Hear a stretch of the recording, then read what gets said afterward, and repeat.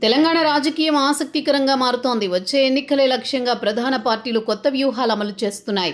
కాంగ్రెస్ 2034 వరకు అధికారంలో ఉంటుందని సీఎం రేవంత్ ధీమాగా చెబుతున్నారు.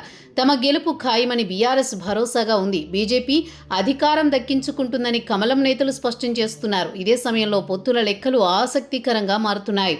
తెలంగాణలో తమకు ఎవరితో పొత్తులు ఉండవని కేంద్ర హోంమంత్రి అమిత్ షా స్పష్టం చేశారు. అటు పవన్ తెలంగాణలో ఎన్నికల బరిలో నిలుస్తామని ప్రకటించారు. తొలుత గ్రేటర్ పరిధిలో ఎన్నికలు జరగనున్నాయి. ఆ సమయంలోనే బీఆర్ఎస్ వర్కింగ్ ప్రెసిడెంట్ కేటీఆర్ ఎన్నికల్లో పొత్తులపైన కీలక వ్యాఖ్యలు చేశారు. మీనాక్షి నటరాజన్పై జరిగిన కుట్ర వెనుక ఎవరి హస్తం ఉందో అందరికీ తెలుసని కేటీఆర్ వ్యాఖ్యానించారు. మీనాక్షి అంటే గిట్టిని వారే ఈ పని చేశారని, వారెవరూ తెలంగాణ ప్రజలందరికీ తెలుసని వ్యాఖ్యానించారు. కాంగ్రెస్ అంటేనే కంపు పార్టీ అని, ద్రోహుల పార్టీ వ్యవహారంలోకి తమనెందుకు లాగుతున్నారని ఘాటు వ్యాఖ్యలు చేశారు. వచ్చే ఎన్నికల్లో ఎట్టి పరిస్థితుల్లో ఏ పార్టీతో పొత్తు పెట్టుకోబోం, ఒంటరిగానే పోటీ చేస్తాం, ఘన విజయం సాధిస్తాం. ఒంటరి పోరాటమే కలిసి వచ్చింది, భవిష్యత్తులోనూ అదే పరిస్థితి ఉంటుంది అని కేటీఆర్ స్పష్టం చేశారు. పాలనలో హామీలు నెరవేర్చడంలో ఘోరంగా విఫలమైన కాంగ్రెస్కు దారుణ పరాభవం తప్పదని పేర్కొన్నారు.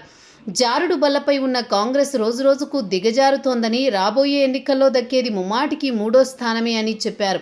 బీఆర్ఎస్ ఘన విజయం సాధిస్తుందని సర్వేలన్నీ ఘంటాపదంగా చెప్తున్న విషయాన్ని ప్రస్తావించారు. ప్రధాని మోదీ 12 ఏండ్ల పాలనలో తెలంగాణకు నయా పైసా న్యాయం జరగలేదని మండిపడ్డారు. రాజ్యసభ ఎన్నికల్లో మీనాక్షి నామినేషన్ తిరస్కరణ, డీలిమిటేషన్, రైతు డిస్కం ఏర్పాటులో దాగి ఉన్న కుట్రలు, భూముల వేలం ముసుగులో సాగుతున్న అక్రమాలు, హైడ్రాను అడ్డుపెట్టుకుని సాగిస్తున్న విధ్వంసం, బీఆర్ఎస్లో సంస్థాగత ఎన్నికల ప్రక్రియ, సింగరేణిలో కుంభకోణాలు, ఆర్టీసీ విలీన ప్రక్రియలోని గందరగోళంపైన స్పందించారు.